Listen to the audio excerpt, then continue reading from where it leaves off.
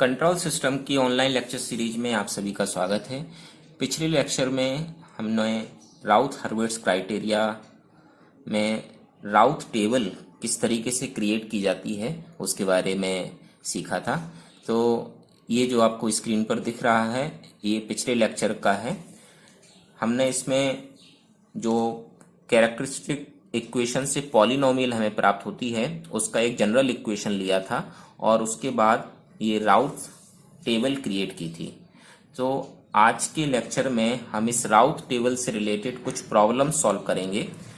तो ये जो राउथ टेबल है आपकी, इसमें ये जो पहला कॉलम होता है ये वाला कॉलम ये A6 A5 के बाद और ये जो कैलकुलेट होके वैल्यू आई है, इस पहले कॉलम में जो भी वैल्यू कैलकुलेट होके आती हैं वही वैल्यू स्टेबिलिटी को वही वैल्यू जो होती हैं ये हमें बताती हैं कि कितने पोल राइट हाफ प्लेन में हैं, कितने पोल लेफ्ट हाफ प्लेन में हैं और प्लेन की स्थिति के आधार पर हम लोग स्टेबिलिटी फाइंड आउट करते हैं।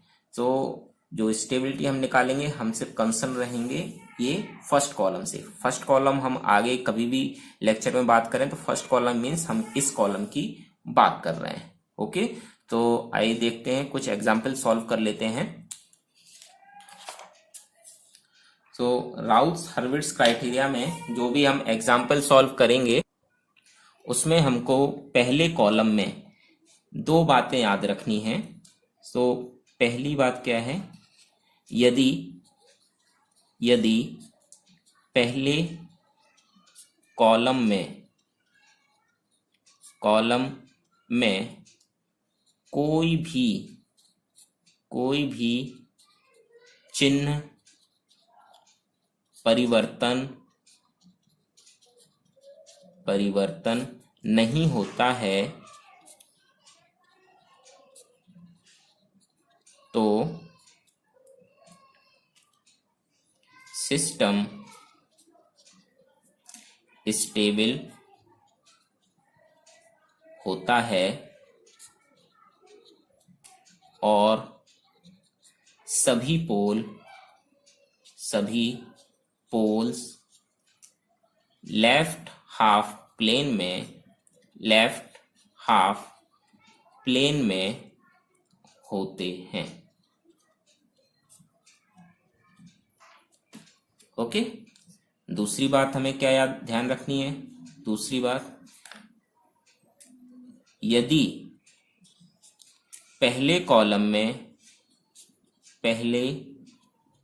में चिन्ह परिवर्तन होता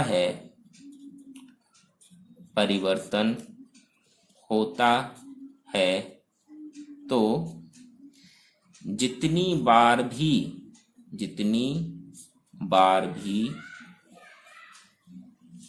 चिन्ह परिवर्तित होता है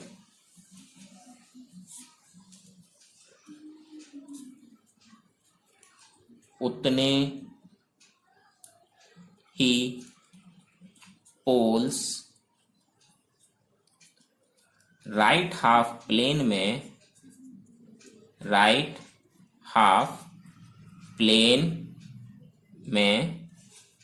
होते हैं और बाकी पोल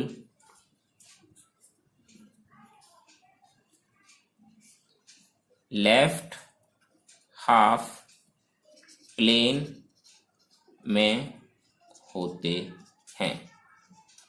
और राइट हाफ प्लेन में अगर पोल होते हैं तो सिस्टम अनस्टेबल होता है और इस स्थिति में सिस्टम अनस्टेबल होता है। ओके, इस स्थिति में ठीक है स्टूडेंट। तो जब हम एग्जाम्पल सॉल्व कर रहे होंगे तो हमें ये दो बातें ध्यान रखनी है और यही दोनों बातें हमें राउथ हर्विट्ज टेबल की प्रथम कॉलम में ऑब्जर्व करनी है। तो एक एग्जाम्पल से शुरुआत करते हैं। एग्जाम्पल मान लीजिए कोई पॉलिनोमियल हमको दिया हुआ है S to the power 4 2SQ plus 8S² plus 4S plus 3 equals to 0। तो जो हमने पिछले लेक्चर में पढ़ा था राउट्स टेबल क्रिएट करने का तरीका, उसी के हिसाब से चलते हैं। तो सबसे हाईएस्ट पावर कितना है यहाँ पर, s to the power 4। s to the power 4 से शुरुआत करेंगे और फिर नीचे अपन लोग डिक्रीजिंग ऑर्डर में आते जाते हैं। SQ, S², s to the power 1 और s to the power 0। Okay, तो s टू दी पावर 4 जो है, s टू दी पावर का जो गुणांक है, कोफिशिएंट है, वो कितना है 1। तो सबसे पहले इसको लिखेंगे, उसके बाद एक पद हम छोड़ देते थे, अगले पद का कोफिशिएंट लिखते हैं 8, उसके बाद फिर एक पद छोड़ देते हैं, उसके बाद अगले पद का कोफिशिएंट लिखते हैं, ये आ गया 3। ओके, इसके बाद फिर दूसरी रो में आते हैं। दूसरी रो में जो भी पहली रो में छूट गया है वो सब लिख लेते हैं। दूसरी रो में क्या, SQ का 2 का गुणांक ये हो गया, सॉरी XQ का गुणांक 2 हो गया,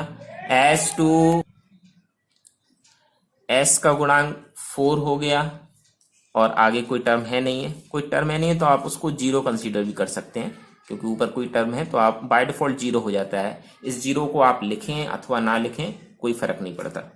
ओके, सो अब आती है बारी नेक्स्ट रो की।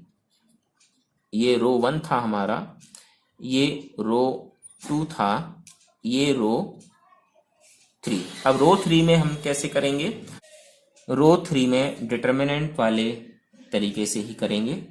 लाइक ये देखिए, जो राउट टेबल में हमने बताया था कि पहला इसके ऊपर जो एलिमेंट है उसको हम लिखते हैं 1 और 2, और ये हो गया 8 और ये हो गया 4। ठीक है, और इस एलिमेंट से हम लोग डिवाइड कर देते हैं माइनस साइन के साथ। ओके, यही हमने देखा था। तो ये जो है, जब आप इसको सॉल्व करते हैं तो पहले इसका मल्टीप्लाई माइनस इसका, ठीक है, तो ये कितना हो जाता है 4 माइनस 16। ओके, डिवाइडेड बाय ये -2 है ही, 12/2, और माइनस से माइनस कट जाएगा, ये आ जाएगा 6। तो यहाँ का एलिमेंट क्या हो गया 6। ओके, अब इसके बगल वाला एलिमेंट देखते हैं।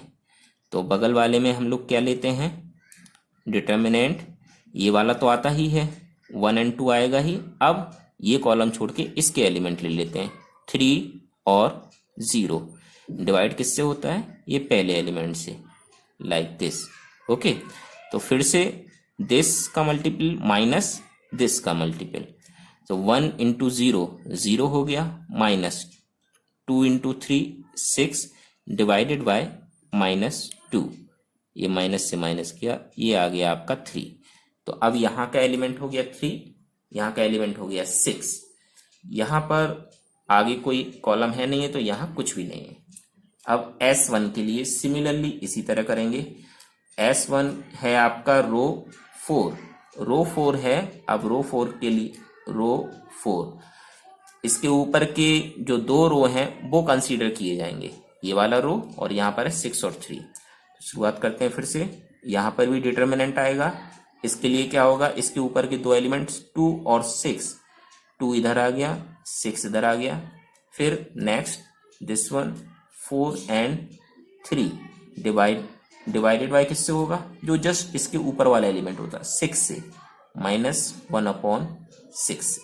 ओके, अब इसमें भी उसी तरीके से लाइक दिस माइनस दिस, तो 2 into 3 6, minus 6 into 4 24, divided by -6। इसको सॉल्व कर लेंगे तो आएगा हमारा 3। ओके, और फिर यहाँ के लिए कोई दूसरा कॉलम है ही नहीं है, तो यहाँ बाय डिफॉल्ट 0 आ जाएगा। ठीक है, अब आते हैं S0 कॉलम। S0 के लिए लिखेंगे, ये है आपका रो 5। जब S0 के लिए एलिमेंट लिखेंगे तो क्या करेंगे, S0 से ऊपर वाली 2 रो के एलिमेंट हमको देखने होंगे। क्या क्या एलिमेंट है, 6, 3 और 3, 0। तो इसका भी डिटर्मिनेंट ले लेते हैं। सबसे पहले ये वाला एज इट इज लिखते हैं हम, 6, 3 और फिर ये वाला 3, 0। ये डिवाइड किससे करेंगे, जो इसके जस्ट ऊपर वाला एलिमेंट होता है, -1/3 से। इसको सॉल्व कर लेते हैं, this into this, -3 into 3 divided by this. तो इसको सॉल्व करेंगे तो ये आ गया आपका +3। अब ये हमारी राउथ टेबल कंप्लीट हो गई है। ठीक है, राउथ टेबल इज कंप्लीट। सो अब हमको ऑब्जर्व करना है, क्या ऑब्जर्व हमको करना है कि भाई पहले कॉलम में कितने चिन्ह परिवर्तित हुए हैं। तो पहले कॉलम में यहां देखिए +1, +2, +6, +3 मीन्स कोई भी चिन्ह परिवर्तन नहीं हुआ है। पहले कॉलम में सारे चिन्ह जो हैं प्लस के हैं। तो हम यहां पे लिखेंगे पहले कॉलम में चिन्ह परिवर्तन की संख्या। कितने चिन्ह परिवर्तित हुए, कोई भी चिन्ह परिवर्तित नहीं हुआ, मीन्स 0। कोई चिन्ह परिवर्तन नहीं हुआ तो राइट हाफ प्लेन, इसको थोड़ा शॉर्ट में लिखेंगे, right half plane, RHP means right half plane में पोल्स की संख्या। तो इसका मतलब क्या हो गया, अगर कोई भी चिन्ह परिवर्तन नहीं है तो राइट हाफ में कोई भी पोल नहीं होगा, मीन्स राइट हाफ में पोल की संख्या क्या हो गई, 0। और लेफ्ट हाफ प्लेन में पोल्स की संख्या, लेफ्ट हाफ प्लेन में पोल्स की संख्या कितनी हो गई, राइट हाफ में कुछ भी नहीं है। और हमारे ये कितने ऑर्डर का पॉलिनोमियल है, 4 ऑर्डर का, मीन्स टोटल पोल्स कितने होंगे, 4। तो जब राइट में कुछ भी नहीं है तो बाकी के सारी पोल्स क्या होंगे, लेफ्ट हैंड में पोल्स की संख्या 4 है। जितने पोल थे सारे लेफ्ट हाफ प्लेन में हैं, इसलिए जो सिस्टम जो है वो स्टेबल है। ओके, इस तरीके से हम राउथ हर्विट्ज क्राइटेरिया सीखे सिस्टम की स्टेबिलिटी को ज्ञात करते हैं।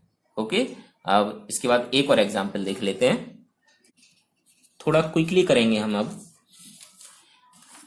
नेक्स्ट एग्जांपल में 3s³ plus 4s² plus s plus 4 equals to 0। तो s³ से आप इसको लिख लीजिए, s³ s², s की पावर 1 और फिर s0। ओके, इसके मल्टीपल आप लिख लीजिए, s का गुणांक 3, फिर एक पद छोड़ के 1 और आगे कोई है नहीं। ठीक है, s2 के लिए 4 और फिर ये 4। ठीक है, सो अब इसको हम डिटर्मिनेंट से सॉल्व नहीं कर रहे हैं, डायरेक्टली हम लिखते जाएंगे। आपको तरीका पहले एग्जांपल में हमने बता दिया है, तो डायरेक्टली ऐसे लिखिए 4 - 3, 4 दिस माइनस दिस 12/4, ये आपका आ गया -2। ठीक है, ओके, यहाँ कुछ है नहीं है, यहाँ 0 आ जाएगा। अब इसको सॉल्व कर लीजिए, -8 इसका ऐसे 0 होल अपॉन -2, तो ये आ गया आपका 4। तो ये आपकी राउथ टेबल क्रिएट हो गई है। अब यहाँ पर देखिए पहले कॉलम को ऑब्जर्व करेंगे, पहले कॉलम में यहाँ प्लस का +3 +4 -2 +4 मीन्स यहाँ पर चिन्ह परिवर्तन हुआ है। पहले प्लस आ रहा था तो s² से s1 में चिन्ह परिवर्तन क्या हुआ, प्लस से माइनस हुआ। जब S1 से S0 में गया, S1 से S0 में गया तो क्या हुआ, माइनस जो है वो प्लस में चेंज हो गया, तो माइनस से प्लस में परिवर्तन हुआ। तो पूरे फर्स्ट कॉलम में 2 बार साइन चेंज हुए, 2 बार चिन्ह परिवर्तन हुआ, 2 बार चिन्ह परिवर्तन, 2 बार चिन्ह परिवर्तन। तो इसका मतलब क्या हुआ, right half poles equals to, जितनी बार चिन्ह परिवर्तन हुआ, कितनी बार चिन्ह परिवर्तन हुआ, 2 बार, तो राइट हाफ पोल कितने हो गए, 2। टोटल ऑर्डर कितना है इस पॉलिनोमियल का, 3, मतलब टोटल पोल कितने थे, 3। तो राइट लेफ्ट हाफ पोल की संख्या कितनी हो गई आपकी, 1। तो 2 राइट हैंड प्लेन पोल हैं और एक लेफ्ट हाफ प्लेन में पोल है,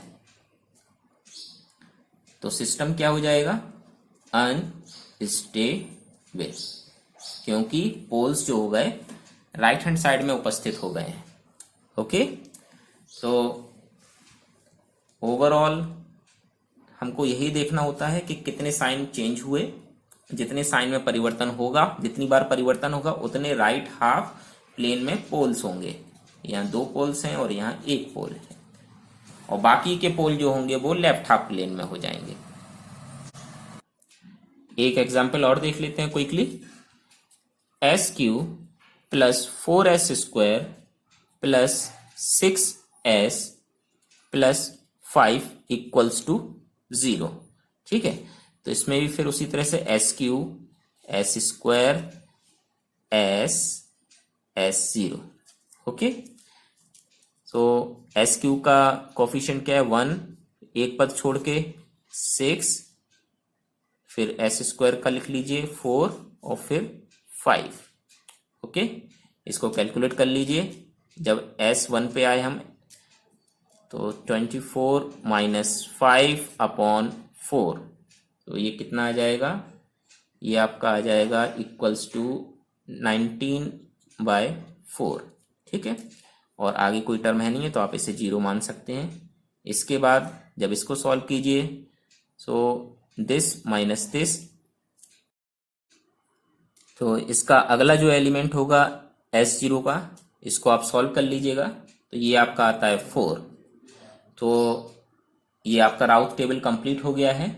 इसमें आप देख लीजिए कि चिन्ह परिवर्तन कोई हुआ क्या, चिन्ह परिवर्तन कुछ नहीं हुआ, चिन्ह परिवर्तन 0, इसलिए राइट हाफ प्लेन में पोल जो हैं वो 0 और बाकी के पोल जो हैं लेफ्ट हाफ प्लेन में हो जाएंगे। टोटल पोल कितने हैं, 3, तो लेफ्ट हाफ प्लेन में पोल इक्वल्स टू 3, और जो सिस्टम है वो क्या हो जाएगा, स्टेबल। एक और एग्जांपल ले लेते हैं क्विकली, ताकि आपकी और अच्छे से प्रैक्टिस हो जाए। क्विकली देखते हैं, 5s⁴ plus S³ plus 2s² plus 2s plus 7 equals to 0। ठीक है, सो इसको भी s⁴, S³ S² S1 S0, यहाँ पर क्या आ जाएगा आपका 5, दूसरा एलिमेंट 2, तीसरा एलिमेंट 7, S3 में क्या आएगा 1 और ये 2। इसको आप सॉल्व करते जाइएगा, तो यहाँ पहला एलिमेंट आपको मिल जाएगा -8, दूसरा एलिमेंट आपको मिल जाएगा 7, फिर फर्दर सॉल्व करेंगे, यहाँ पर आएगा 23/8 और यहाँ पर आएगा 0 एंड नेक्स्ट आएगा 7। सॉल्व आप कर लीजिएगा जिस तरीके से अभी हम सॉल्व करते आए हैं। इसमें भी आप देख लीजिए, चिन्ह परिवर्तन की संख्या कितनी है, चिन्ह परिवर्तन हुआ है 2 बार चिन्ह परिवर्तन, तो राइट हाफ प्लेन में पोल कितने हो गए, पोल्स हो गए 2।